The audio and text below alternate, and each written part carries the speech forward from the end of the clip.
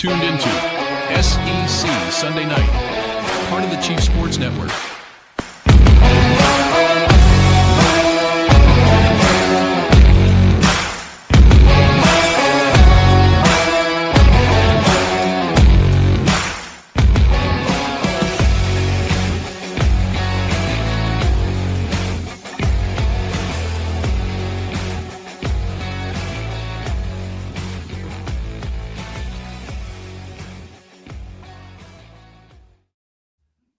Hit the lights. It is Sunday night. Welcome to SEC Sunday Night Live on the Chief Sports Network and proudly presented by Hewitt Domaduros Law, HDLawSC.com. Brad and Dean are there for you. They are on your team, and they've won tens of millions of dollars for their clients. Over $1 million settlement for many clients. They're on the list for personal injury insurance, dog bites, stair falls, you name it. Call Brad and Dean at Hewitt Domaduros Law, HDLawSC.com. This is SEC Sunday Night, and I am Rob Williams. He is Craig McMichael. Craig, what is going on? I need to breathe for a second, and I'll tell you why in just a moment. But you tell me, how you doing? How we living tonight? Everything going well? Things are good. We are in spring break a little early, which is a good thing. Break did not come soon enough.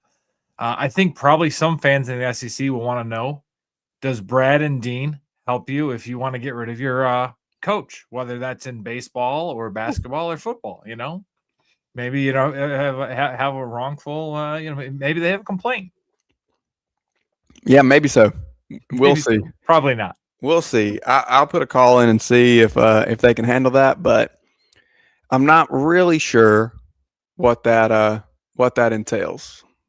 But we are going to get into some coaching issues. I just want to take a moment here and say I've got a new computer. I've got a new setup going on tonight.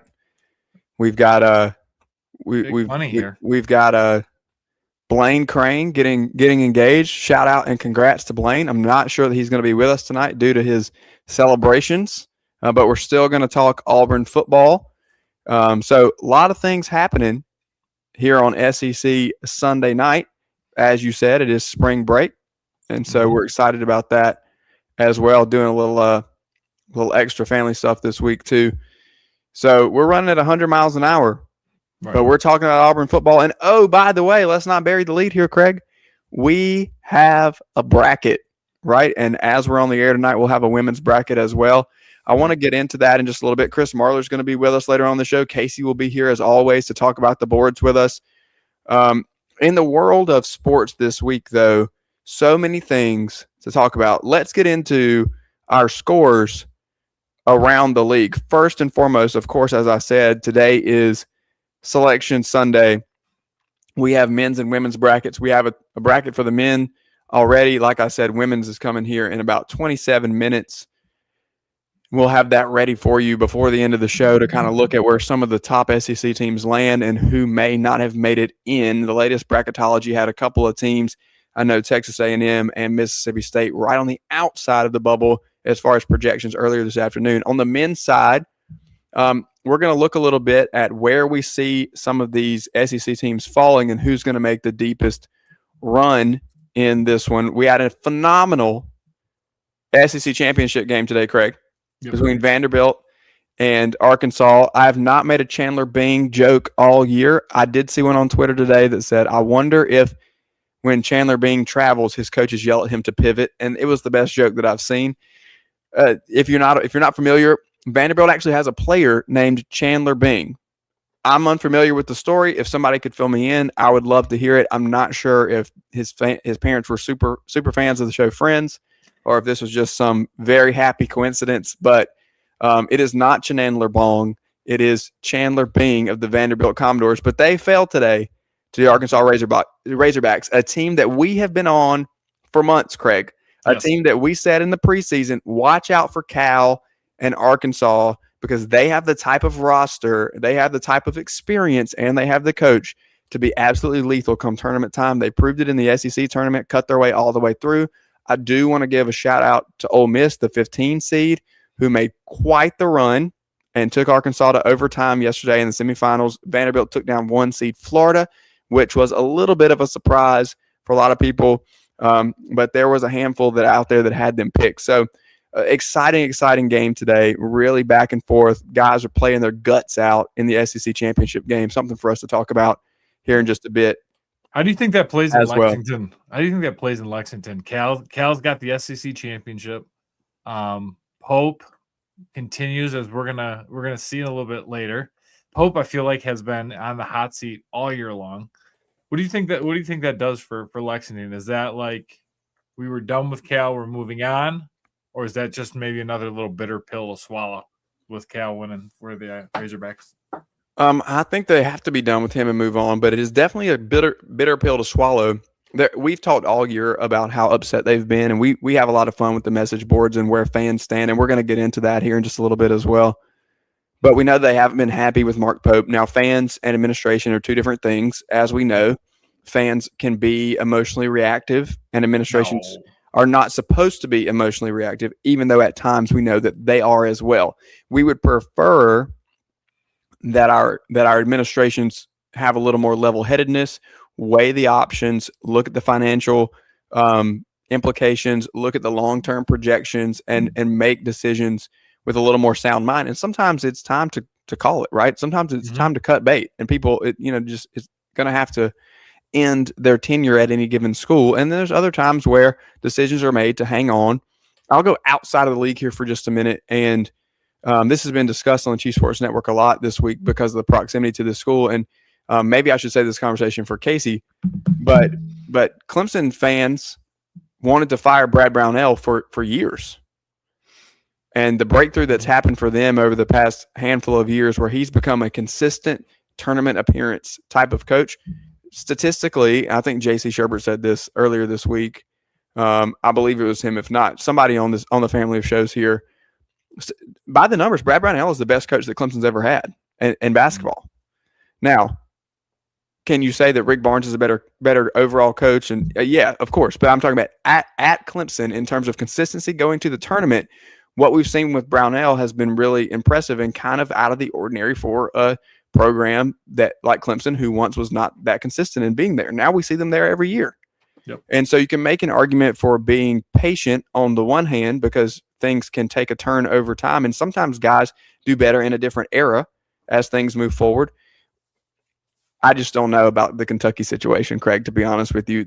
There's a lot of sour grapes, especially given not just where they stand with Mark Pope and an estimated $22 million roster, which even though numbers are up across the league, dwarfs the rest of the conference in terms of dollars spent. But also on the other side, you have John Calipari doing what he's doing, and I strongly believe they will make a run. Let's look at these baseball scores really quick. Then we're going to jump. I had a Kentucky take for you, actually.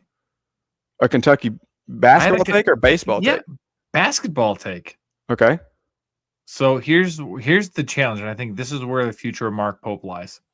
Next weekend, they're going to play Michigan, and Michigan is a juggernaut this year. As much as it pains me, even though I'm wearing my Michigan lacrosse shirt tonight on SEC Sunday night, that game, I'm gonna put it out here. Maybe take your freezing cold take early.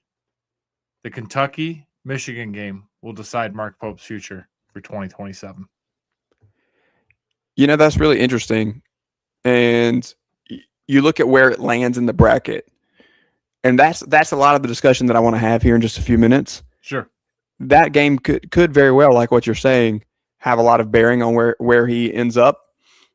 The brackets are so interesting because of where the matchups land and what round you get them in, because where you go out, as you said, has a lot of weight on how successful or unsuccessful your season may have been. Yep. Where if you're a team that's going to get matched up with a buzzsaw like Michigan, or let's say like Houston, or maybe you're a bad matchup for St. John's and Rick Pitino, and you get them early as opposed to later on in the situation, I think that you would have lost to them anyway, right? And we have to have the foresight to be able to see, like, well, we just caught them in the round of 32 instead of the Elite Eight, like another team, and But look you're at the Kentucky. past. No. You're right. I'm not talking about Kentucky specifically Yeah, now. I'm talking about teams in general. Sure. Judges, the people, coaches, and programs will be judged based on where they come out of the tournament. But it is very matchup based, and you have to look at who they're playing and what they're running into. All right, let's look at the baseball scores a little bit, and we'll get back over to basketball for sure. Speaking of Kentucky, they're doing okay on the diamond. Swept Alabama this weekend. Florida swept South Carolina. Gamecocks only 3 innings all weekend. What's going on, dude? A very competitive and fun Friday night with Josh Gunther and Valentine and Brandon Stone pitching for the Gamecocks, and you have a no-hitter through 9 2/3 for South Carolina's staff, and then going into the 10th inning, Florida walks it off and wins the game 1-0 there in the bottom of the 10th. So they were able to stretch that one into extras. Not altogether non-competitive on Saturday, 3-0 Florida, as the staff for South Carolina was still able to hold the Gators pretty much in check, but then just wrecked, run ruled today, 13-3 and 7. You asked me what's going on. We don't have time on the show right now for me to get into everything that's going on, but there's a handful of things that's going on. When you look at the approach at the plate, errors have all of a sudden become an issue. You saw that happen against Citadel on during the midweek when South Carolina lost that game 8-3. And you have pitchers on the staff who have shown the ability to be up there in the SEC in terms of their stuff. Mm-hmm. And then we've seen guys who can handle it under the lights and play. And Josh Gunther did that on Friday night, and so did Brandon Stone. But there may not be the depth needed to get through the entire weekend, and you want to obviously be able to get one of those games on Friday, Saturday. Amp Phillips has been the most consistent, although it hadn't been the shutout type numbers that Gunther had against Clemson and then against Florida.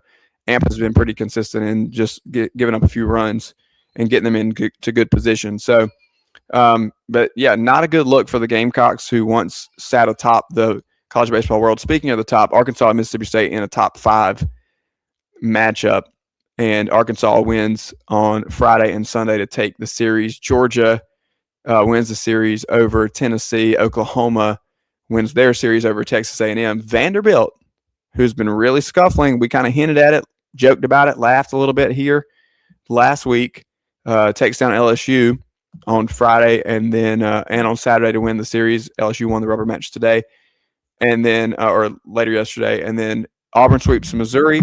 Texas gets their first loss of the year on Friday night to Ole Miss, but ultimately wins that series as well. So a little bit of chalk and a handful of surprises in there. I think when we look at the SEC, a little bit of chalk and then a handful of surprises. Speaking of chalk, again, the NCAA tournament bracket has been released, and we're excited to dive into all of that. But first, let's take a look at Auburn, Craig. And I know we talked about Blain missing out tonight. Congratulations again on the engagement and prolonged celebrations. We're excited for our friend over there at Crain and Cone and on 3. When we look at Auburn, the first thing, Craig, that I think that you and I have to acknowledge is that we've missed, and we've missed badly the past 2 years. We've both taken a risk and picked them to be pretty successful. Yep. And that has not worked out for us because they were not successful under Hugh Freeze towards the end, right? No, dumpster fire, I think, was the better term to, probably better characterization of whatever happened to Hugh Freeze. So when you look at this year, Alex Golish has come in. He's brought some of his staff from USF. He brought, most notably, his quarterback, Byron Brown, from USF, who's a dual threat guy. I love the Golish system. I love the fact that we have consistency with quarterback, an older, experienced quarterback who's going to be able to come in, who beat Florida last year, is not going to come in scared of the SEC. What are the things that jump out to you with this Auburn program, either positive or negative? As we look at this year, we will come back around and pick the schedule at the end. And I think it's kind of a 50-50 ball type of schedule. There's some stretches where I'm like, oof. And then there's some other stretches that aren't too bad. So what just jumps off the page to you when we talk about this Auburn program going into 2026? We are now reaching year 6 or 7, and I still don't feel great about Auburn football in general. I mean, that's the question. I mean, Golsh kind of was a out of the box. I don't think either one of us saw that as like that was the name we were thinking going to Auburn. I think we looked at like John Summerall, we looked at DJ Durkin, possibly taking that role. I like Golsh. He obviously the offense works. It does. Tennessee runs it. Ole Miss runs a version of it. Mississippi State will run a version of it. It's the old veer and shoot from Baylor. But the question becomes, yes, UCF has transported their roster to Auburn. How does that go for the SEC? In that system, you need big play wide receivers. Cam Coleman and Eric Singleton Jr. are both gone. Those were your playmakers. Those were your big wide receivers. The other question I have, too, is that offense is so dynamic and so strong. You know it's not very strong against? Kirby Smart and the Georgia Bulldogs. Kirby Smart has been very effective against that system. Ask your Tennessee Volunteers. Yeah, absolutely. Final question I have. I know I'm kind of all over the board here, but these are like the questions I have. How does it work with DJ Durkin? Part of me surprised that DJ stuck around as defensive coordinator. I think he was thinking he was going to get the head coaching job. A cloudy history at best. Some issues at Maryland. Probably make him not get the head coaching job. But as I look at it, I still am not sure if Auburn is truly going to be fixed, or if we're going to get really excited again this year and say, hey, maybe they're going to be 8-5, and then they're going to go 5-7 for what seems like the sixth year in a row. Here's my question about expectations. And, typically during this segment, we're looking at coaching additions. It's a brand new staff, right? And like we said, he brought some guys over from USF. And I think we all kind of thought Golsh was going to Arkansas. Yep. And then the way that the carousel, I believe, reported earlier that week, that Tuesday, I believe was open. And the contacts that I had said that was the case, and those were trusted contacts. I thought that we were really leaning that way. Yep. Then, as the carousel continued to spin, and Summerall got pulled to Florida because they weren't going to get Lane Kiffin, there was a potential of Summerall to Ole Miss. But really, he just got pulled out of that Auburn conversation, and they pivoted and grabbed Golsh away from Arkansas. And you kind of see the trickle down in the tier structure of the SEC in the way that that coaching carousel was spinning. It's weird to me that we have a brand new coaching staff, and I don't feel the need to talk about the coaches as much. Nor do I feel as much pull to talk about the personnel, even though obviously that's a big deal.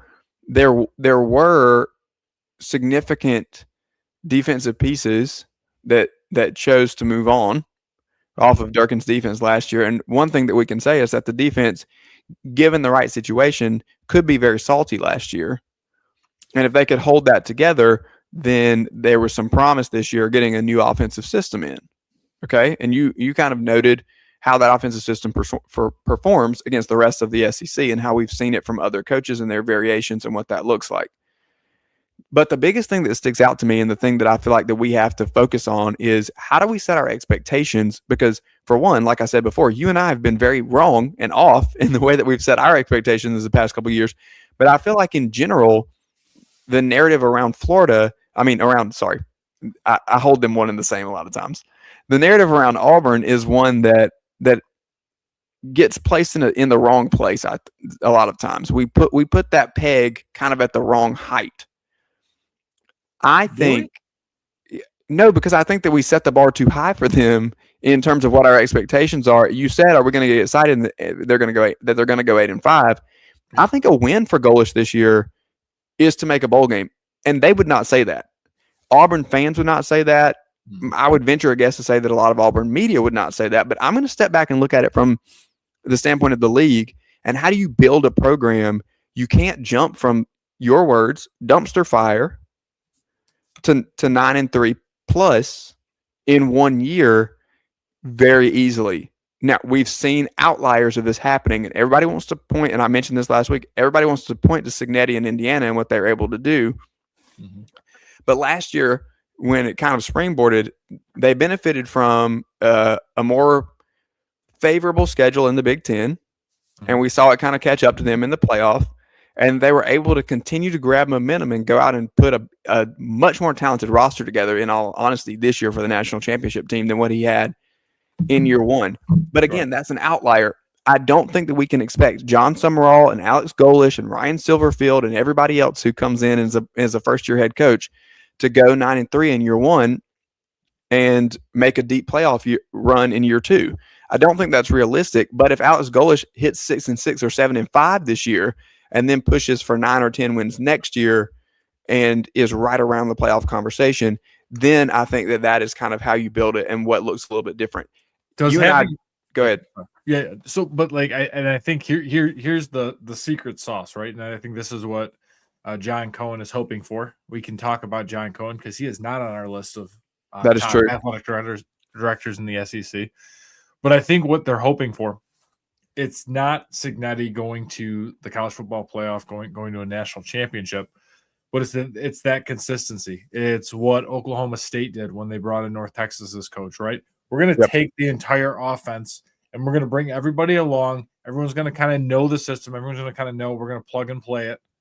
So I think what Auburn is hoping for is Golish can put up 25, 30 points against most everybody. DJ Durkin proved last year that he can hold teams into that 17 points or less, so that we can start having a conversation about 8 or 9 wins, getting that momentum in the first year, so that then we can kind of build out and maybe we see something like a college football playoff again and start meeting that expectation. So it's like, I get the understanding of it. I just worry about the translation, especially when you see like the 2 top receivers, the 2 top offensive threats there last year, are now playing in Florida and Texas.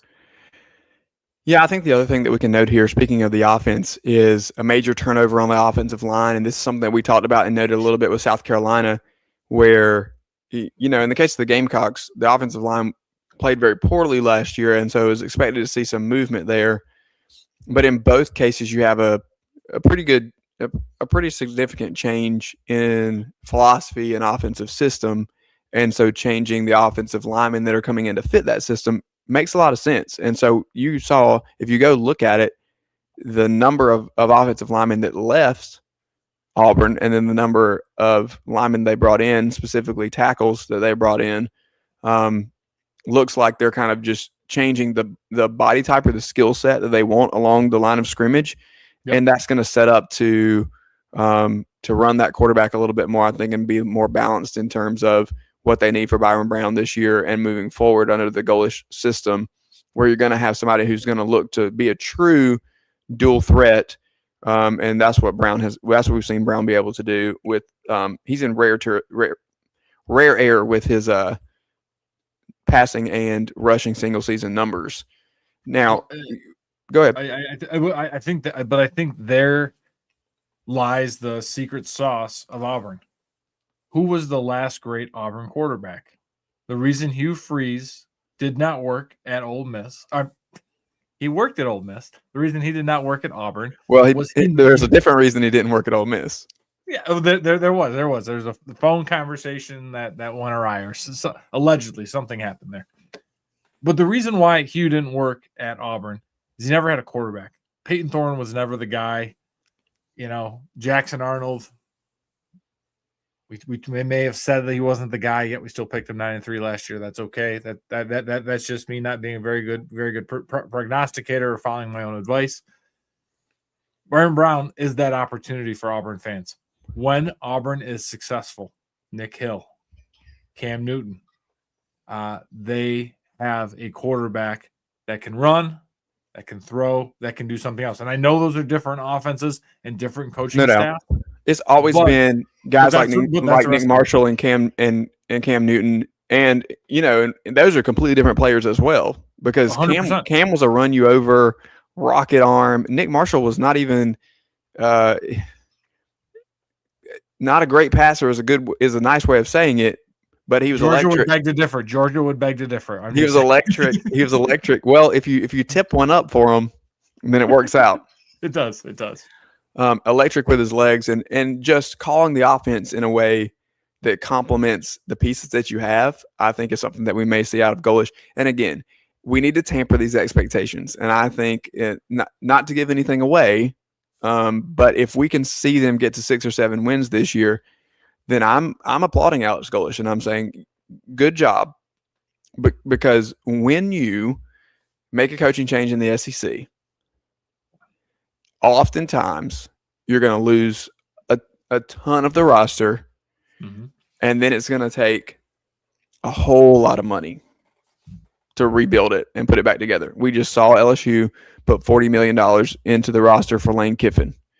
Now, I know it's going to pain you to say this, Craig, but LSU is a different animal in terms of recruiting because they have a little bit of a story to sell because they're LSU. And if they have some strong ass offers. And that was what I was going to say. And if you have $40 million, then you don't even have to necessarily be LSU to sell it. Not everybody is throwing around that kind of cash that made a coaching change. We look at the schools that made coaching changes, and you see players exit, and then everybody's got money. Everybody's spending well for the most part in the SEC, but you still have to have a GM that's helping you spend that money in a wise way. And how are we going to divvy this up, and who are we going to pay, and how much are we going to pay them, as opposed to some schools that are in a little bit of a different atmosphere in terms of what their cap is. It's almost, Dodgers and Yankees when we're looking at teams like Texas and Texas A&M and the money that they have to throw around. And Gulch did bring it over his GM. He brought over his staff. That whole staff came over with him from USF, so they are familiar with it. And I believe, again, our Uncle Tony will always tell us from last year in college football, don't always believe all the numbers out there, but there were numbers of $20 to $25 million being guaranteed for Gulch, to come to Auburn. That kind of seems about like that going rate of if you're going to be competitive and you want to dip your toe in the water in the SEC. So it's going to be interesting to see what's going to happen. And I'm excited. I'm excited to pick this because I don't know. It's like starting to believe again a little bit, Rob. Starting to get a little happy feet here. Well, and that is the weird thing with them because neither of us would say that we're anywhere that I would say at best I'm very indifferent about them. Listen, I just want Jordan Hare to be exciting at night. Okay. But for some reason, we get this level of excitement when it comes to them. All right, it's 8:28 here on SEC Sunday Night. We're going to take a quick timeout, and we'll be right back with Casey Cregan, the producer of the Message Board Genius podcast, for It Just Means More, Genius. When playing sports, you want a coach that will fight for you. At Hewitt Diamaduros Law Firm, we've got your back. Whether it's personal injury, insurance disputes, negligence, or wrongful death, our team delivers exceptional legal services that makes meaningful difference in the lives of the individuals and families we work for. Visit hdlawsc.com. hdlawsc.com. Hewitt Diamaduros, we're on your team. Oh, man, the building is on fire. Emergencies and accidents happen. When you're in the middle of a fire or water event, all you want is for things to return to normal as soon as possible. Resto Pros of the Midlands is with you, guiding you through the process and working with you to get your home or office back in working order. They'll answer your questions, discuss procedures, and can act as your advocate when it comes to processing your insurance claim. Resto Pros Midlands SC.com. Open 24/7 when you need them. Quality that is guaranteed. At TriFit Physical Therapy and Performance, we believe true health and peak performance start with personalized care. Whether you're an athlete recovering from injury or just chasing your next personal best, we're here to guide your journey. With expert coaching, hands-on therapy, and transparent cash-based pricing, you get the care you need without the insurance red tape. One client drove 100 miles just to see us and said it was worth every mile. Contact us at trifitperformance.com or 803-353-5619. TriFit Physical Therapy and Performance. where recovery meets results. Yo, what's up? Baby, let's go!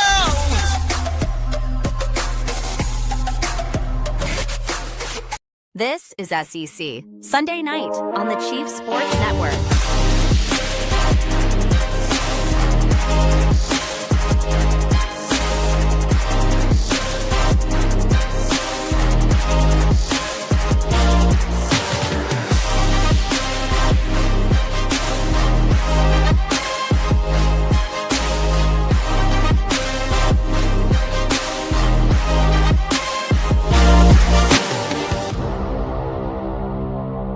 Welcome back to SEC Sunday Night, live on the Chiefs Sports Network and proudly presented by Hewitt Damaduros Law. We are now joined, as always, by the esteemed and talented, award-winning, multifaceted, skilled,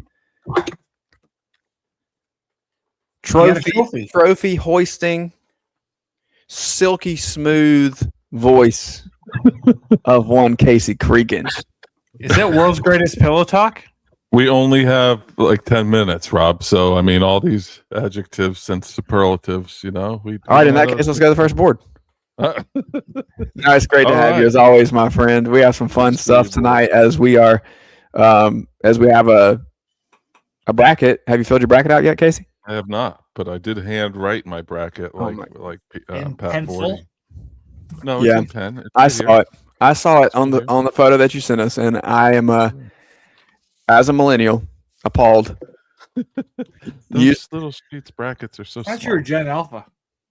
Ha ha. Oh, sure. Yeah, just I'm starting high school next year. It's gonna be so fun. All right. All right. Let's get into it. MBG says Oklahoma is keeping Porter Moser. Now that was the game that you and I sat together for. I think South Carolina and Oklahoma were. Indeed, it was. Win, but we got some people I don't think that are very happy down there in wherever that city is that Oklahoma resides. So we got F. Scott 2025 just says, what a total clown show. And he adds Pete Thamel's what's it called? Tweet and says Oklahoma Athletic Director Roger Denny tells ESPN that Porter Moser will return to the Sooners next year. They met this morning and spoke about building the program for 26-27, including increased resources throughout the program and specifically NIL for players. And then we have Soon Lobo says it's pathetic how little attention OU, oh my God, OU gives men's basketball. Moser remaining one more year is ridiculous. The university is not serious about men's basketball. What the heck is this guy's name? Remini K81 says anytime you have an opportunity to keep a coach that has made the 68 team NCAA tournament one time in 5 years, you absolutely have to do it. And finally, we have Sooner Heartland 1 says make this madness stop, move on from PM. So I got to be honest, since Sister Jean passed away, how good is Porter Moser? You know, what are you saying? He doesn't have the Catholic real magic. power. I think Sister Jean had a little voodoo going on up there. Sister Jean had, maybe it was the Wiener Circle. You ever been to the Wiener Circle in Chicago? I'm sorry. What did you just say? The Wiener Circle in Chicago. Probably one of the best places for a Chicago hot dog. You've never been there, Rob? Italian beef? No, I have not. All right. As you cut this, JC, please tell us all about why the Wiener Circle is one of the best stops in Chicago and why you should get a Chicago dog. It's true. You should. Okay. I love the fact, by the way, that anytime you have a coach miss a 68 team field 4 to 5 years, you definitely have to do it. You definitely. I love it. That was a good one. That's always a good one for the boards. When that comes up on the boards, you know. Yeah. I love that. That burning popcorn is just like, I think, just summarizes Oklahoma's run to the NIT championship this year. Are you seeing these teams opting out though? Seton Hall just opted out. Virginia Tech opted out of the NIT. I don't like that trend, guys. The NIT's dead. Let's throw our money towards the whatever the Vegas tournament is that has NIL implications. But I think that's going to be the new NIT. Well, I can jump on board that, but I heard the CBI is not happening this year. So what do we got? Yeah, whatever that Vegas one is, they've played it the past couple of years. I'll look I it up can in the be- break. I can You be read. about it. You read. I'll Google. All right, MBG says poor Auburn never gets the benefit of the doubt. About that time says, does anyone think we will ever get the benefit of the doubt? We are Auburn. Thank goodness for Cam Newton. Other than that, we aren't getting any favors ever. They aren't talking us no matter what. So, do you guys just spent an entire half a segment talking about Auburn. Obviously, this about damn time needs to tune into SEC Sunday night. Right. Can we tag them? Somebody get the Auburn boards. Somebody get them on the line. Can you get MBG on that one? This is a regular on the Message Board Geniuses podcast. This message board. Yeah. Like We Probably sorry. Like you were what they one game over 500? They had a couple of nice wins over like St. John's. It's just stop. You weren't very good. I don't have an argument necessarily for Auburn. I do have an argument against Miami of Ohio, though. That's just because you don't like the northern folks in Ohio. No, it's not at all. But if you don't play any quad one games, then I'm sorry. They tried. Everyone was scared. That's not my problem. Well, They should have found it. Auburn tried too, and they scheduled like the top 5 hardest schedule in the country, and they beat 3 top 16 teams. That's why they have losses. It's hard to pre-think your schedule, like, and think that they were going to be. Those things are done 6 years, 7 years in advance outside of the like in-season tournaments. Is it easy to give up a season like 3 weeks before and just give the team to your kid because you know you're not going to be very good? The MAC needs more love. Hey, okay, I got it. The College Basketball Crown is a 16-team postseason tournament held in Las Vegas. It began in 2025, and it's an alternative to the NIT. They play at MGM and T-Mobile Arena. Let's go. But if I remember correctly, there are tie-ins to pay these guys to go play there. So it makes sense that teams would want to be a part of it.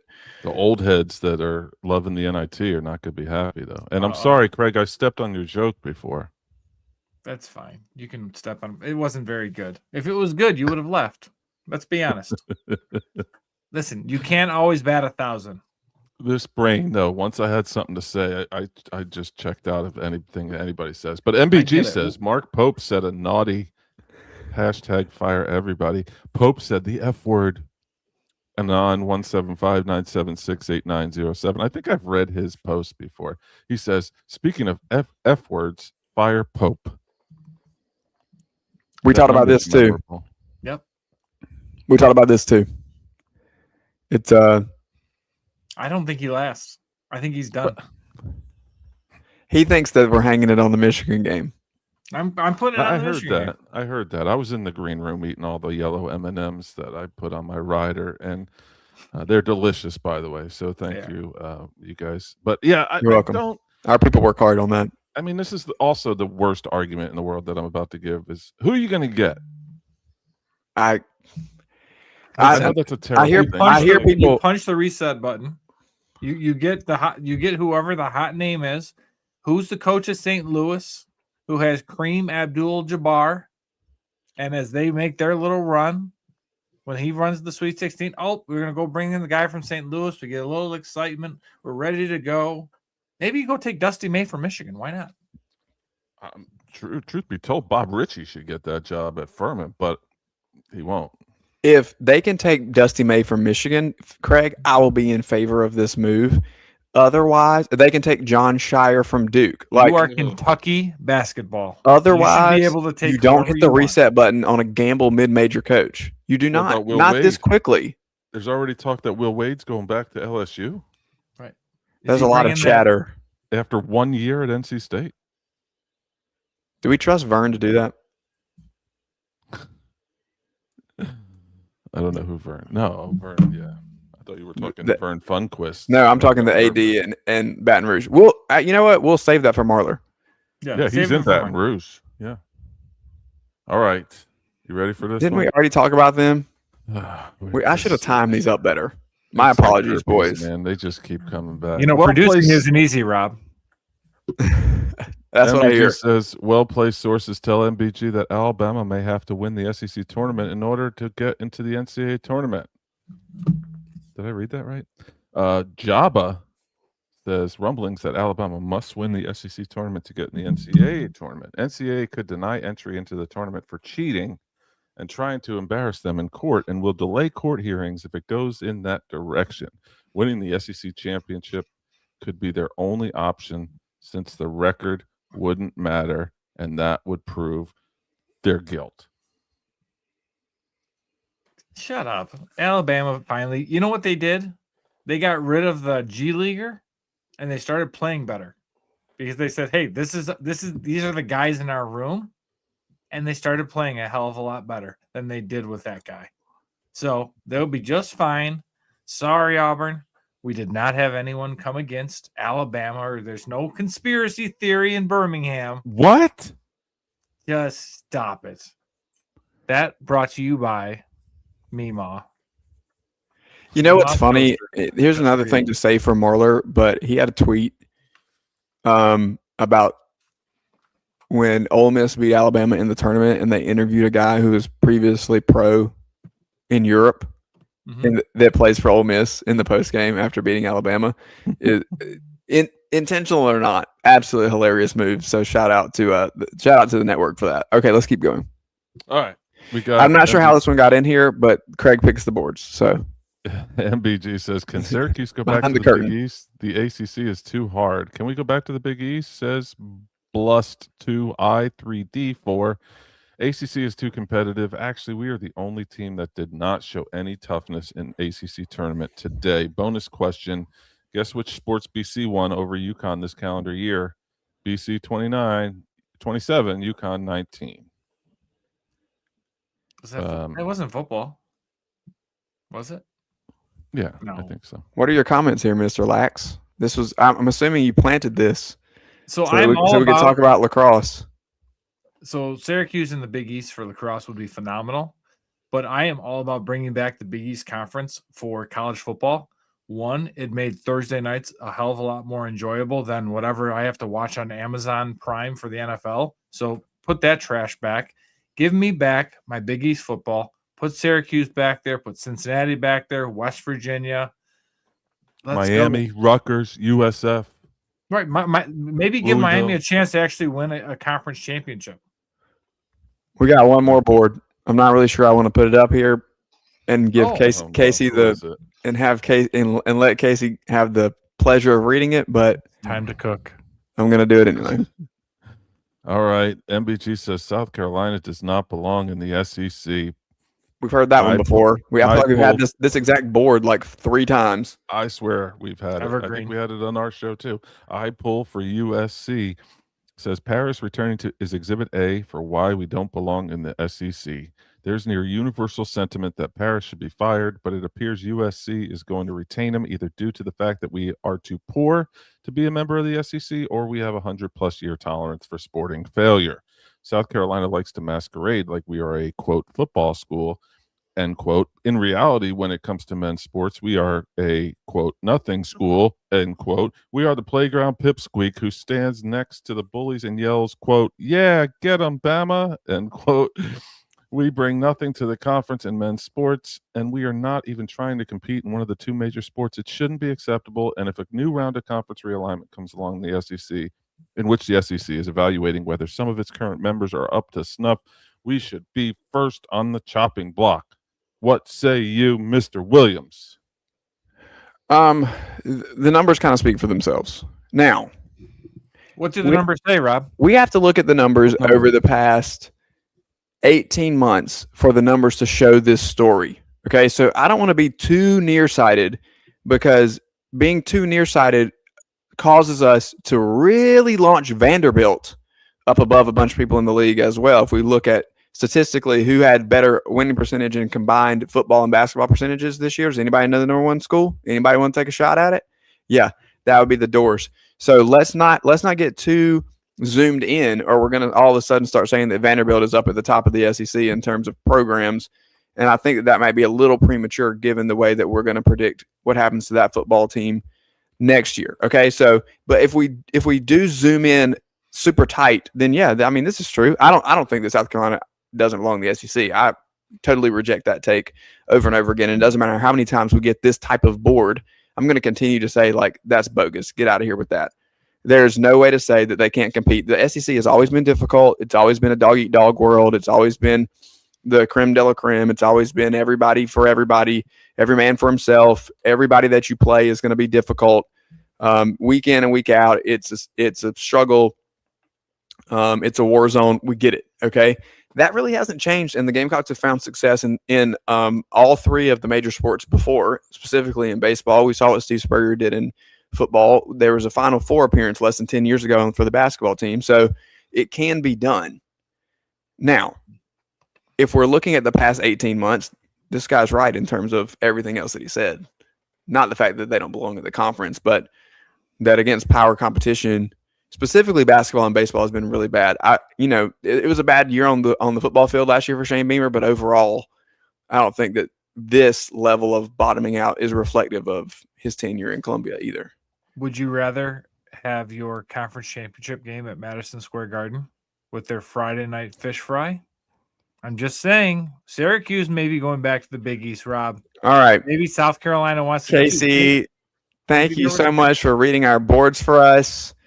It is SEC Sunday night live on the Chief Sports Network, and it is time for another break as we end our segment here. It just means more. Genius, when we come back, Chris Marler is with us to talk about who knows what.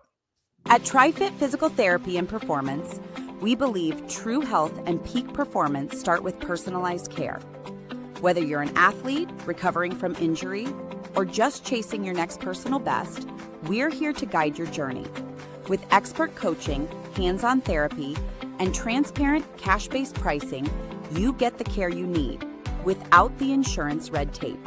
One client drove 100 miles just to see us and said it was worth every mile. Contact us at trifitperformance.com or 803-353-5619. TriFit Physical Therapy and Performance, where recovery meets results. When playing sports, you want a coach that will fight for you. At Hewitt Diamaduros Law Firm, we've got your back. Whether it's personal injury, insurance disputes, negligence, or wrongful death, our team delivers exceptional legal services that makes meaningful difference in the lives of the individuals and families we work for. Visit hdlawsc.com. hdlawsc.com. Hewitt Diamaduros, we're on your team.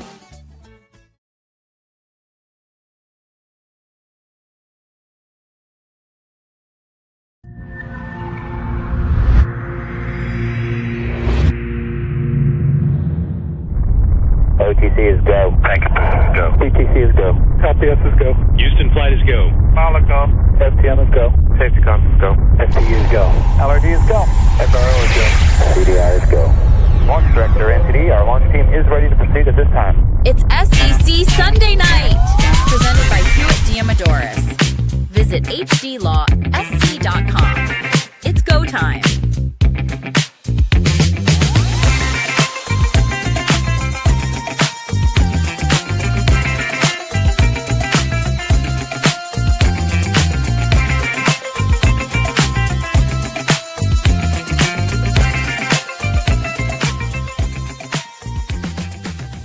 Welcome back to SEC Sunday Night Live on the Chief Sports Network and proudly presented by Hewitt Diamaduros Law. We are now joined by Chris Marler coming in to crash the show because we continue to quote him week after week, and we throw his tweets up on the screen for you guys.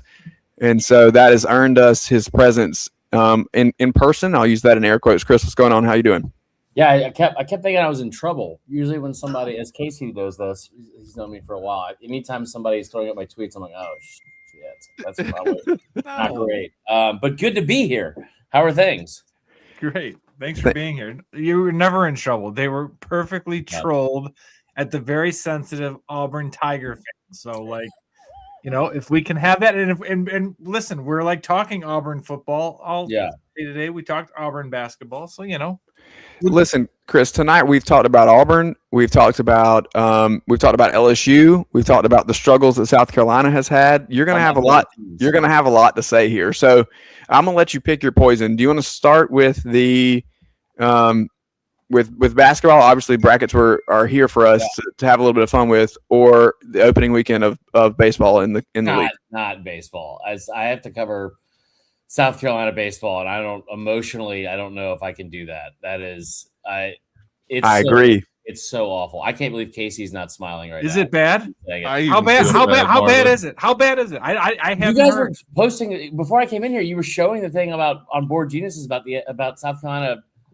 I wouldn't say seceding from the SEC. I wasn't paying any attention. So was it bad? The whole Shut thing, up, Craig. They lost both of their first 2 games. They had 4 combined hits. It was the first time they've lost back-to-back games by scoring 0 runs in 46 years. Which, to be honest, if you would have said that versus the first time it's happened since last weekend under Palmineri, either would be believable. They're so bad. There's no excuse for it because Maneri he's just so in over his head. They gave him resources. They gave him money. They have the 7th highest operating budget for any baseball program in the country. They gave him enough money to go out and buy 25 players and have the 4th best portal class, and it's so tough, man. It's so tough to watch. And if I'll take the opportunity, I do actually, and that's what I was going to take the opportunity for anybody out there who is listening or who hears this later on podcast or on archived view. And a lot of our listeners here on the Chief Sports Network are South Carolina Gamecocks. But if you're not, and you have not already subscribed to the InsideTheGamecocks.com newsletter, I would love for you to go and do that as we continue to break down all things and give you updates on what's going on in the world of Gamecock athletics with JC Sherbert and Jamie Bradford. And JB had a great piece a couple of weeks ago kind of outlining the struggles at the plate specifically, and his baseball bulletin is phenomenal every single time.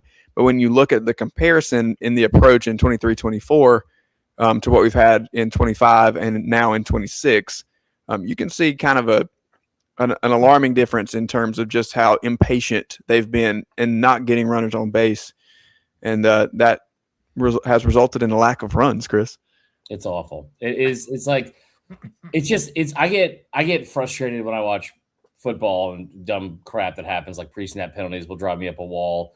Bad baseball drives me more insane than anything else. Because there's just so many simple things to do. And you watch it today, you get the bases loaded, it results. There's one out, you get the bases loaded, it results in a foul out, like a making out in like foul territory, which is that's the most humiliating. I would rather strike out 4 times in a game than pop up in foul territory with the bases loaded. It's just everything. I don't believe, no matter who you're facing, whoever's on the mound, whether it be Ohtani or 95 Randy Johnson, there's no way you can't find a way to scratch out more than 4 hits and 64 at bats. And it's just pathetic to an extent where you're like, if you cannot lay down a bunt, dude, lay down a bunch of bunts, only bunt, do something different. It's not swinging the bat's not working. Swing it halfway. Just go right there. See what happens. Lean into one. I will lose my mind. Stick an elbow out. It's also more frustrating knowing the talent that's on the roster and what you've seen them be able to produce in other places. They had a fantastic portal class and brought guys in who have hit the baseball elsewhere. It's not like this is a new thing for them, not for South Carolina. And the thing that sucks too is that I was going into the season. This is the 2nd straight year South Carolina's had their Friday night opening day, however you want to phrase it, their ace done for the year before they ever touch the field. And you want to talk about just a curse of athletics in the last calendar year. I mean, Chloe Kitts was out for the year in basketball before the season ever started. She's a returning All-American. They're still very good. It would be awesome if she was able to also play. And then you talk about what happened so far in spring. You lose your best player from the portal because of a 3-on-3 basketball tournament, which I was dumb enough to be on my show. I was like, surely they weren't playing a 3-on-3 basketball tournament. I saw some reports. There's no way that was accurate. And they're like, Shane Beamer said it out of his own mouth on Ari Wasserman's show, which made me hate it even more. It was awful, man. It's been tough. And I think that you have to show the fans at some point you care enough about the program to cut ties with Maneri more than anything. I think investing into baseball is a bigger opportunity, in my opinion. And there's been a lot of pushback when I've said this, but I think it's a better opportunity for the fans if you invest into that even more than men's basketball. I don't disagree.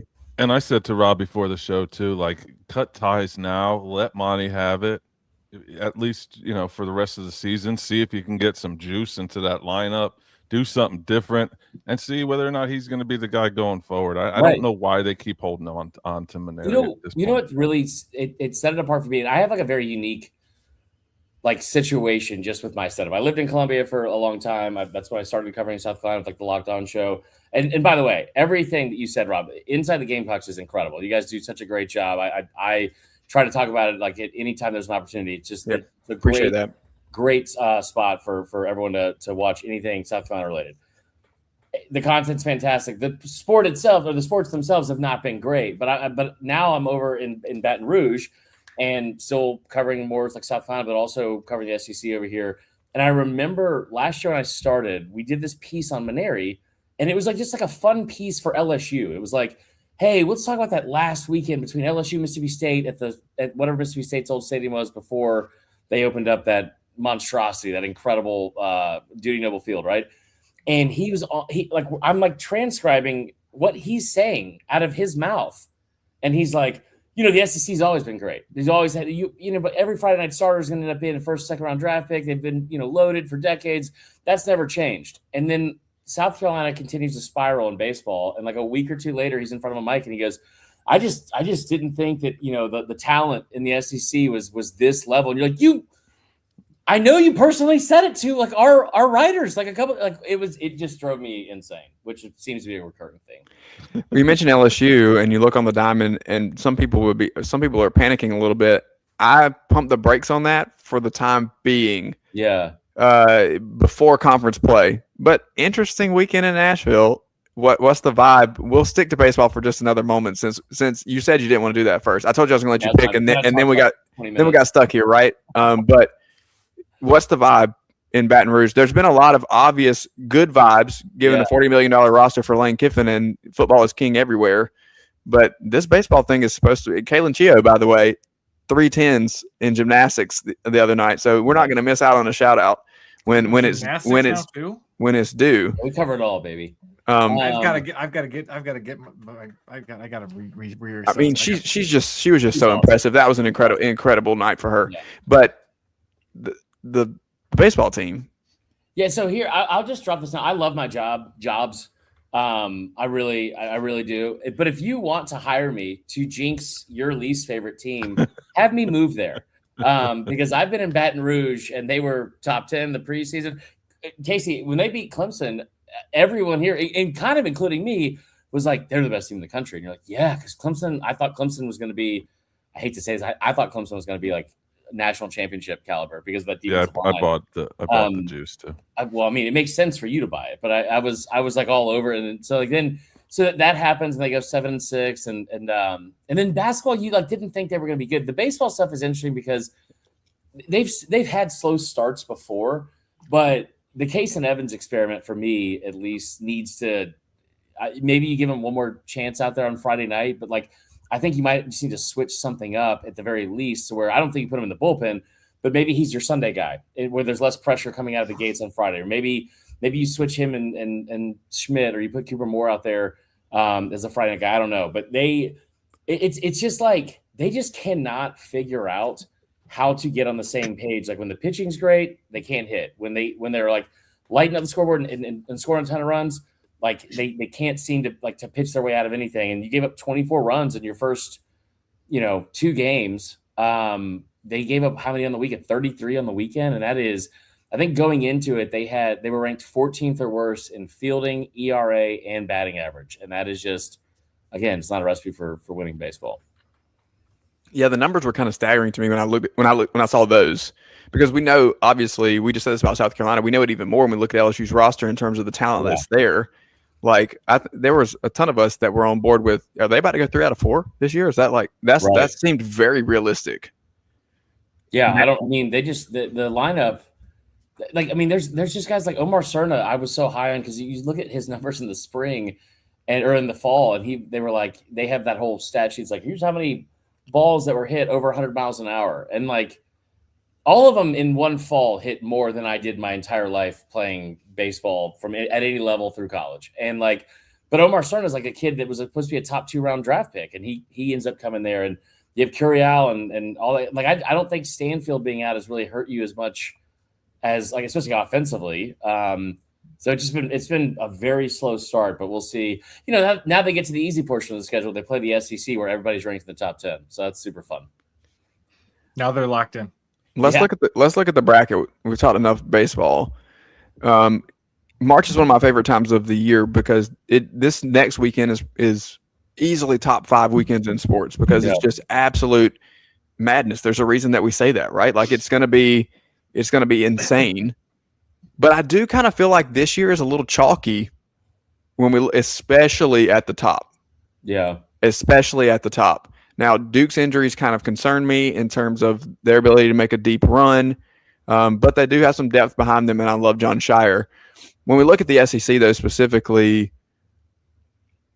Craig kind of had this take about Mark Pope earlier in terms of they get matched up with Michigan. If they lose that game, is that it for him, or can he solidify himself by winning the game? Which team for you guys, anybody can answer this, do you see making the deepest run? Florida's obviously been the pick, but do you see a path for somebody else to get hot and take this a little off course? I personally, I think I said this going into probably the last couple weeks of the season that I am going to put way too much stock for my bracket personally into Darius Acuff, and you should. I will probably ride with Arkansas way more than I should. I was saying this like at the end of the season, and lo and behold, they end up going and making a run in the SEC tournament and all that kind of stuff. And granted, they didn't have to face Florida, who that was pretty shocking to see them lose just the way they lost to Vandy. I think Vandy continues to be for some reason like overlooked. I mean, after beating Florida by 19 a day later, they're still not on the 4 seed line, which I just thought that was like, it just seemed kind of surprising to me how they were on that line for most of the entire year, no matter what they did. Mm-hmm. Just to see them not move up or down at all was kind of odd. I think it's Arkansas. It's not just Acuff. I mean, Brazil is so good and versatile and everything like that. They're big down low. Pringle's not a good enough scorer to really do anything offensively, but he's as you saw today, really, really good defensively. They got another big guy down there as well. But then the guards and like whether it's Malik Thomas or it's the guy with 3 names that sounds like a president from the 1800s, like Billy Richmond III or whatever, or even if DJ Wagner starts going, I'm very high on them. We've been high on them for a long time, and coming out of last year, so they made the run last year. Arkansas did in the NCAA tournament, and they were able to bring enough guys back off of that team that I'm looking at a guy like DJ Wagner. I'm looking at a guy like Trevin Brazile who went off today on both ends of the floor, right? And then we were able to see them add Acuff to this mix, and we know that the tournament is oftentimes a guard-driven type of basketball environment, and so if you have that clutch. Can go toe-to-toe. Remember the game, and how could we not, right? Between Arkansas and Alabama when we have Phylon and Acuff going at it, and you get extra time here when it goes into double overtime, and Acuff's 1 point away from 50, if I remember correctly. Yeah, I think it's under on his points that night, so that was fun.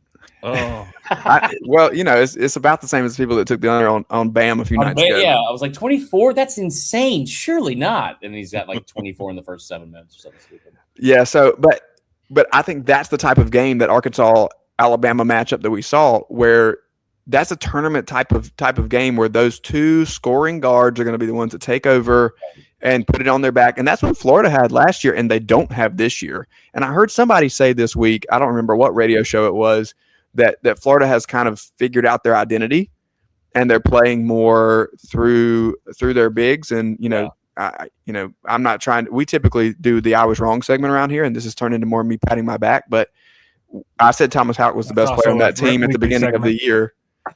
And that turned out to be true. I think that as Florida shifted and began to play more as this lengthy team and play to their strengths instead of trying to run it through Boogie Fland and God forbid Xavier Lee be the one who really needs the ball in his hands on that team. But as they've shifted, they've become more dangerous. But I agree, Chris.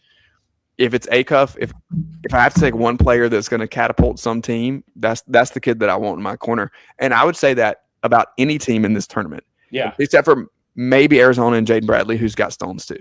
He's been good.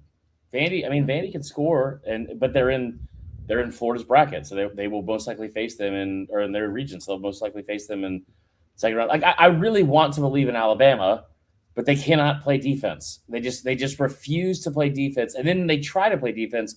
They are incapable of not fouling when they are trying to play good defense. So I mean, I don't even think it's a live and die from three thing with them this time. I just think that they don't play good enough defense because Phylon is everything you just said about Acuff. He is, I don't say at a lesser level because that feels like a disservice to him. But no one's on Acuff's level at that point. You know what I mean? Like I feel like he's been kind of like one of the most elite like game changers late in the season. Phylon can do that and take over games. I just don't know if their defense is ever going to give up less than 80 points. I'm going to take Alabama. I'm going to say Nate Oates because, again, here's what I did in the college football playoff. To what he just said? I did. I understand. I don't like the Michigan matchup at all. No, listen. That's where I see Alabama going out, but I see a path for Alabama getting that way. It'll be interesting if they can get their snaps. Last time they faced each other, Michigan was stealing signs and all that kind of crap, and their Bama center couldn't get a damn snap down. So you're not wrong. Yeah. Michigan's Alabama and Clemson both playing in Tampa. Just saying. Should we take a trip? We should. We really should. I got Dude, Allie's family's from down there, so they're not far from. Are they playing it at Amalie or whatever it is? Yeah. It's a new name. It's longer and more. You can't pronounce it either. It's Billy Richmond III Arena. That's awesome. Billy Richmond III is a great name, Chris, but of course Chandler Bing from Vanderbilt, best name in the tournament. We've already talked about it once tonight. Not Chandler Bong, it is Chandler Bing for the Vanderbilt Commodores. I texted Tom Hart during his broadcast because I knew he was going to do it for one, but I didn't know that there was a player named Chandler Bing, and he had some like dunk or something, and he goes, "That's Chandler Bong to you," and I was like, it's just only millennials, like elder millennials and housewives that got that reference. Yeah. It was awesome. Which one am I? Because I got it. Yeah, I can't think of Chandler Bing without saying Chandler Bong. It's Miss Chandler Bong. Is it pure Cal for him to go out in this weekend or next weekend? Like win the SEC championship and I hate to say it. We can't put too much stock in conference tournaments sometimes, and teams just fall off a cliff after being really hot. But how often did Cal, especially towards the end in Lexington, stub his toe early, right? And stub his toe before it? I know Casey's shaking his head, but there's another hot take. I've got Alabama. I've got Cal. He's just here for takes. Dude, I hope they do. I thought. There's not a lot of things that I'll get mad about with Kentucky because they're usually pretty irrelevant most of the time and things, but watching that fan base turn on him that he wasn't doing good enough, and then give these resources $22 million for a roster in basketball and to be that average. And I'm pulling for Cal whenever those two ever meet. But I don't really want Kentucky fans to have a leg to stand on in that argument, which I don't think that I'll just turn off the mentions after it says, I don't know if they're smart enough to realize that they don't have a leg to stand on in that argument if he doesn't do well. Clip that one. Okay. I have one more segment. If you guys, everybody good to hang around for 10 minutes? I have one more question for Chris. Oh, sorry. I didn't mean to cut you off. No, that's fine. It's fine. I'm used to it. What was your reaction with Auburn being left out of the tournament? Oh, man. I wish I was skinnier, but I could use this analogy because this is the only one I could think of. They first off, my fiance is an Auburn grad. I will try to pull for Auburn so she's happy as often as possible. It doesn't make it not funny how much of a cliff they've fallen off of because they're the ones that labeled themselves an everything school. And now they are pretty much a nothing school. Even equestrian. South Carolina is better at equestrian than they are. And I believe Georgia is as well. They're a nothing school at this point.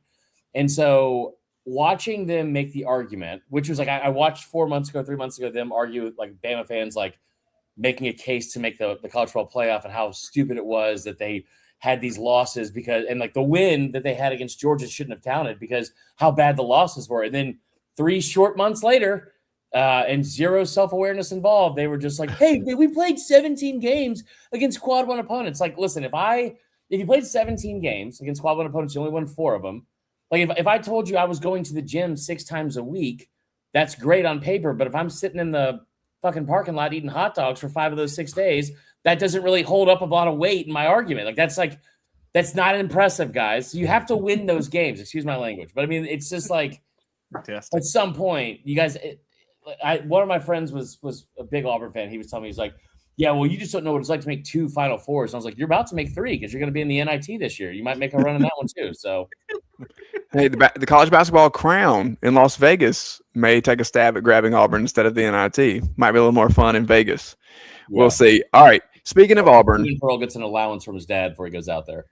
Speaking of Auburn, every spring, Craig and I, for those of you who are new to the show and have been brought in by Chris and all of his fun tonight. Thanks again, Chris, for being with us. And you and Casey, feel free to stick around here and chime into this because I would love your input. I think that both of you bring a great perspective when it comes to this. We picked the schedule of 1 team per week. Okay. And this is a football schedule. So we work our way through, and again, air quotes, spring football. Mm-hmm. Not really sure. Craig sent us the temps in Michigan today. I'm not really sure that they think it's spring up there, but 3 feet of snow in the UP. We work our way through 1 team a week. So we've already done Arkansas, South Carolina, Mississippi State. This week is Auburn week. Okay. And it's time to pick the schedules. Craig and I have been uncharacteristically high on Auburn the past 2 years, and Hugh burned us not once, but twice. Yeah. So what are we going to do this year? Craig, did you happen to get that filled out? Yes, I got it filled out.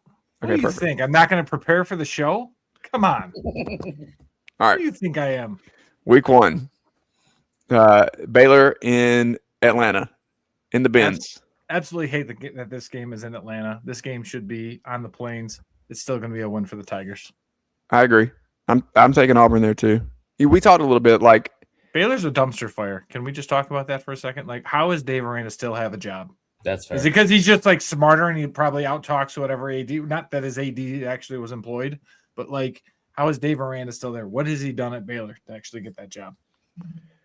Big 12 Sunday night. Hasn't had any murderers or sexual assault problems. I mean, I think the bar's pretty low at I think Baylor. I didn't have to say it, Casey. That's awesome. All right, so someone's got to say it. It's like, a win in Atlanta. That Atlanta game. Listen, as somebody that lived in Atlanta for like 30 plus years, there's more Auburn fans in Atlanta than there are in Auburn. So, that is a home game for sure. It is. It's just I'm sick of these NFL neutral site games, and I agree. It's like the Deep South's oldest rivalry. Okay, it's in Athens and it's on the Plains. Okay, it's the same thing with the cocktail party. Get out of Jacksonville, go play in Athens, go play in the swamp. I'm so sick of these NFL games. I'm just in these NFL stadiums. Just stop. But the Benz is really nice. And listen, the Benz is very nice. I've been there a number of times. I've seen Alabama and Jalen Hurts rip my Bulldogs' hearts out. It's fine. I get it, but I'm tired of it. I did both. We obviously talked about it here, but I did both opening weekend games in Atlanta last year and sat in 2 different places, one for Tennessee Syracuse and a different place for South Carolina Virginia Tech. How much did our narrative change from those first week? Honest opinion about South Carolina football for the 2025 season the moment Lenore Sellers dragged that safety into the end zone? Because I was like, they might win the national championship. I think that I sat back and went, yeah, my 10-2 prediction on the show in April looks pretty good right now. Mike Shula is going to take this team to new heights. And nobody could have seen, Chris, that he was just going to rip out everything they'd been successful with and say, you know what we should do? What Cam Newton did in the NFL 10 years ago. Not run them. They got inside the 10-yard line, which happened maybe 7 times all year, it felt like. But they got inside the 10-yard line. He was like, okay, we've got 10 yards to gain or even less. Who's our best offensive player? Who's our only offensive player? What if we don't give him the ball at all? And they're like, yeah, do that, Mike. I hate it. Are we saying South Carolina football was bad, just like South Carolina baseball was bad? It's been a tough year. Groundbreaking news here. On I the know. C Sports Network. All right, Southern Miss in week 2 before Craig takes us down the path again. Southern Miss in week 2. It's a win. It's a win, right? Okay. I'm not arguing that. Okay, it gets interesting week 3 though. Florida comes to town. I'm gonna let you go first. I am taking the Fighting John Summeralls to win this game. This will be Auburn's first loss on the year. I'm actually taking Auburn here. Battle of first year coaches. Yeah. I need to see who the hell Gators quarterback is. That's exactly it. That's exactly it. Because this is a toss up for me, and it's on the Plains, so that's one strike against Florida. We don't know who the quarterback is, or how well he's going to work in the system, or how well Buster Faulkner is going to shift and change. Do not bring Buster Faulkner slander on this podcast. I've said it a million times. I think that Florida needs to be high flying on offense when they're good, and I've talked to some Florida people who have been connected to Summerall, and they have said that Buster Faulkner has said on and off the record they're going to sling it. If they sling it, then maybe they'll be okay. But I like Byron Brown, and we know what we're getting out of him. We don't know what we're getting in Florida at the quarterback position. We just don't. I think some people say that Buster Faulkner is the second most impressive Parkview Panther to ever graduate. So I would say, in case you don't, he's Frank Horse 3. No, I'm kidding. But I think I don't disagree with what you're saying with the Summerall thing. I think what the point about the quarterback is the big thing for me. I don't know how good Auburn's going to be. I do think they'll be better. I believed in them when Hugh had all that money in the roster. They've spent $30 million on this roster, and I keep looking at it. And I'm like, where did you get significantly better at? And I'm not saying that just to crap on Auburn. I'm more so saying it like this time at least. I'm more so saying it like, I think Byron Brown is great, but it's funny to me that you look at this team and they beat Florida last year at USF with probably a more talented Florida team. But like Auburn's, the way they decided to hire a coach, like before with Hugh Freeze was, well, he beat Alabama 10 years ago, twice. And then this time around, they were like, okay, we got to hire someone new. Cannot be Hugh Freeze again. They're like, what if we got a guy that almost beat Alabama twice? And they're like, bingo, let's get Alex Golish. I love it. Okay. Week 4, Vanderbilt on the Plains. I'll start here. I'm picking Auburn again. I have Auburn starting 4-0 because I don't believe in Jared Curtis. And that's my hot take of the offseason, and I'll continue to stand on it until he shows me in the fall that I'm wrong. I believe the gap that is left by Pavia and the learning curve for Curtis is going to leave them in a world of hurt. I don't believe in Clark Lee, so I am totally taking Auburn. I think Clark Lee comes rocketing back to earth this year. I will say the Pavia thing, I don't believe in that one as much. Those aren't exactly the biggest shoes to fill. But I also understand. Like I think true freshman, it's at Auburn, right? Like I too think they're going to start 4-0. Okay, so then they have to go to Tennessee, and this is where I see them getting their first loss, even though we have a lot of questions about the quarterback in Knoxville as well, and that's going to be kind of up in the air. And Auburn's going to come in confident. If they're 4-0, then that's going to be a different type of team going up to Knoxville. But this becomes for me a situation where I think that the talent is at least comparable, and Knoxville is a decent home field advantage, right? That's what I've heard. Pretty good. I've heard a player or two name it number one. Were they from South Carolina? Among other places in the league, yeah. Not Georgia? No, most of the Georgia players I've talked to were back in that 2010 period, and they say Williams-Brice. Anyway, I am going to take Auburn because here's the difference maker. Ready? It can be a higher scoring game. DJ Durkin is the difference in this one. Tennessee's got a new defensive coordinator. They're going to be working on a new system. Auburn will have continuity on both offense and defense. That defensive continuity will limit Josh Heupel, and the student will beat the teacher. I will push back on that by saying the Durkin stuff. I think Durkin's a very underrated piece of the puzzle for Auburn. They only returned 3 starters on the team. It's the lowest amount in the SEC, and 2 of those are on defense. The continuity part of that, I don't necessarily agree with as much. I do think also the thing with Jim Knowles being hired there at Tennessee, I think is one of the most I think it's one of the biggest difference makers of any team this season. If his defense is like traditionally takes a minute for it to like sink in and everyone to get on the same page. Like I agree with you on that part, Craig. Yep. I personally, and I hate saying this, I hate saying anything nice about Tennessee. I personally think that they are going to be one of the better teams in the conference and compete for a potential spot in the playoff because the way their schedule sets up and the fact that you're going to combine Heupel on that offense. I have zero doubt that whoever his quarterback is going to put up a ton of numbers in that offense because every first-year quarterback he's had has put up a ton of numbers. Nico actually had the worst season out of any first-year quarterback he's had, dating back to when he was the OC at Mizzou, even with Drew Lock. Pairing him with that defense, they get Tristan Keys, the 5-star freshman receiver coming in, Mike Matthews, another former Parkview Panther, 5-star receiver, going into year 3. They've got a lot of talent there. I think the offensive line should get better. David Sanders Jr. should play the whole year. They have another 5-star kid that could possibly play at right tackle. I think they're going to be, as much as I hate to say it, I think they're going to be much better than people are giving them credit for right now. I think we need to have you back on for Tennessee because we can't seem to find anyone who wants to talk Tennessee. They don't want to talk to us. None of them want to talk to us. They don't want to talk to me. Tennessee media. They don't want to talk to us. All right. No. Okay. So then they have a bye week. I was going to go on a whole diatribe about Tennessee, but then I realized I'm like, yeah, we probably got to go to the next. The one team I don't cover, as Casey knows. I'm gonna group the next 3 together, and I'm gonna do what I did to Casey last week and put us in a bad spot here. But Chris, you'll be the recipient of my shot this week. All right, 3 weeks at Georgia, hosting LSU, at Ole Miss. Which game is the most probable win for Auburn? Because if I have them losing all 3, Craig, you got them losing all 3? I don't. Oh, Craig, okay.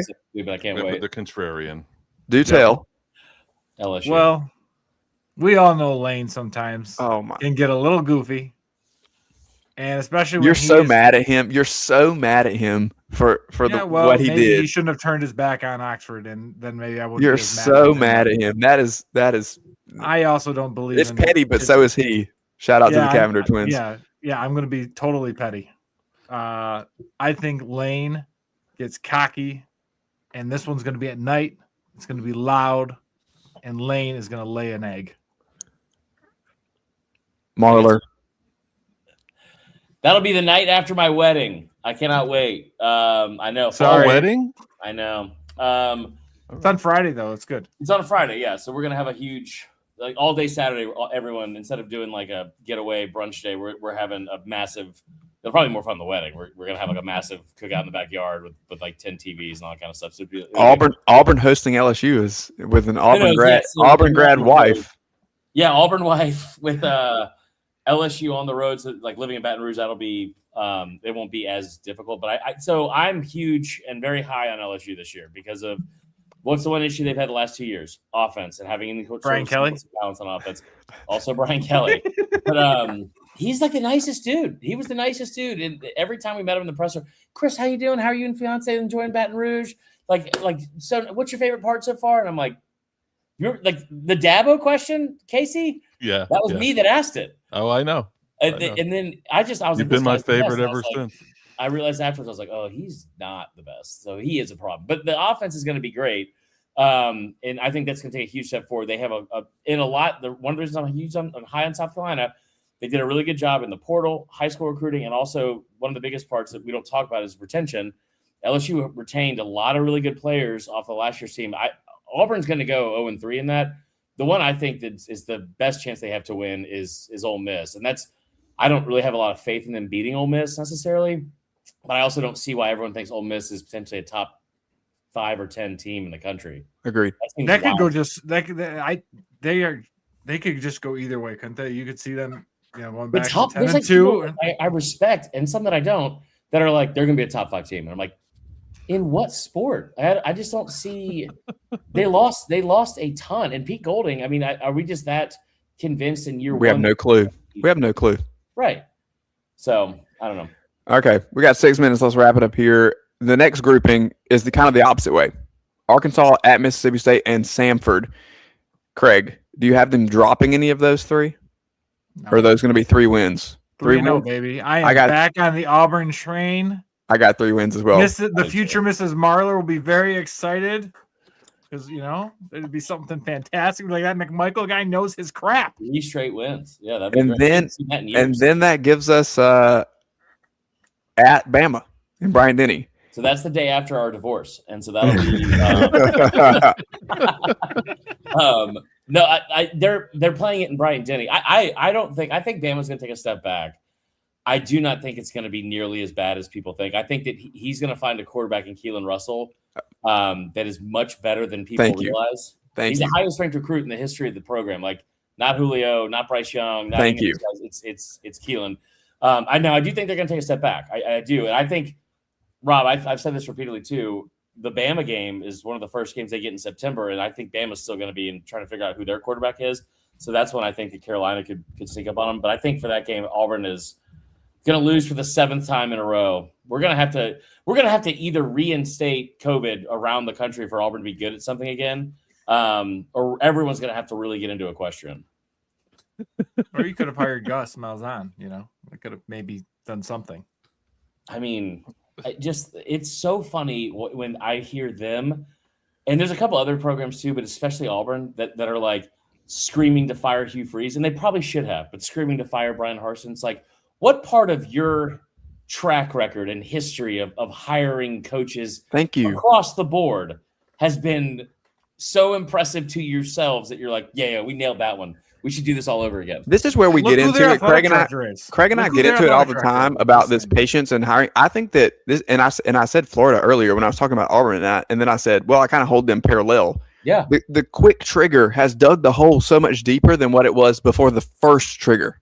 And they're comparing themselves to how good they used to be, but then they're also comparing themselves to their rivals, and exactly that's where they keep going awry because you're like Florida comparing, we should be better than Georgia. Like, well, you're not. And you're not going to be. So you need to have a little bit better of like self-realization of what's going on there. Because I think I'm with you, Rob. I thought Beamer should have got an extra year. I think a lot of these other coaches that get into year 3, they should be getting to year 4. If you want to fire Hugh because he underperformed, totally fine. The Brian Harsin thing was hilarious to me. Because like the Brian Harsin thing was like not just because of how ridiculous those fans were, but like they brought him in and immediately he's not a good fit. It's like, well, you guys made the hire. Did you not see? Like yesterday. You hired him yesterday. It's just, I mean, I don't know if Gus Malzahn has a son and he can strong arm his way into getting him to be the head coach, but that also hasn't worked out well for Auburn. But here's the thing I would say with Hugh Freeze, and so good. You can just go back and listen to the story. I've never been a fan of Hugh Freeze. I was a fan of Hugh Freeze, and then some burner stuff happened and kind of went a different way with it. But like at Auburn, at no point did we see anything a semblance of a pulse? No. And you looked at it, there are times where he should just ran the damn ball and he could have won some games. But dude, he 2 years ago, that was just a disaster. Yeah, I mean, it was give him just the ball. a disaster. And that's what I didn't figure out. So to me, I thought Hugh was probably, whatever reason that didn't work. He probably should have just stuck at Liberty in the hospital bed. He probably been really good there. That would have been a perfect spot for him. I'm sure Jamie Chadwell probably wants to be somewhere else besides Liberty. But I have hope for Golsh. But again, you worry about it. But my biggest concern is John Cohen as an athletic director. Yeah, he has not shown himself. One of the people I hold on the highest on my list is Chris Del Conte at Texas. He has took a dysfunctional booster program and has brought alignment to a program to get it going. We know that Auburn is dysfunctional and that the boosters have had a lot of control. We can look at why Gus Malzahn was gone, and then we had Kevin Steele, and then all of a sudden we had Brian Harsin. There was a lot of just chaos there. And I think until you get the athletic director part right, I don't know how the rest of it's going to come in, because you need everything going in the same direction if you're going to be thinking about 9, 10, 11 wins. That's where I will agree with you with Tennessee. Danny White, Josh Heupel. Yeah. They're pushing in that same direction. They're going in the same direction. And I've been very positive on Heupel. I think he's done a fantastic job there. But that's the biggest challenge. And that's the biggest problem I see with Auburn. I think Freeze also, to be honest, I think that he enjoyed being right more than he enjoyed winning games. And there's times when he had Peyton Thorne in there and he's openly talking about how bad of a quarterback he is and how he doesn't do these things right. But it's you're the one that keeps putting him back out there. And that you brought up the run game, Rob, from 2 years ago. And I'll sign off on this. This is one of my favorite stats with Auburn. Jarquez Hunter was one of the best running backs in the SEC, right? He played. Do you want to have how many career games he played in? It was 46. Do you know how many career games he had over 20 carries? That was the number. 38. Oh. And he averaged 215 yards per game in those games. Yep. And then they just refused to hand him the football. And it was like, yep. We talked about it week after week. We would come back on and go, how many carries did he have this week? They lost it. They lost again. He gave it to him up 11 times. Right. 11 times this week. Like 11 or 12. And like, you couldn't have given it to him 9 more times, Hugh? The whole offense would have been hand off to Jarquez Hunter, throw it to Cam Coleman, hand it off again, or throw it again. That would have been the whole thing. All right. This is SEC Sunday Night live on the Chief Sports Network. Thank you again to the esteemed and award-winning producer of the Message Board Genius podcast, Casey Cregan, for being with us.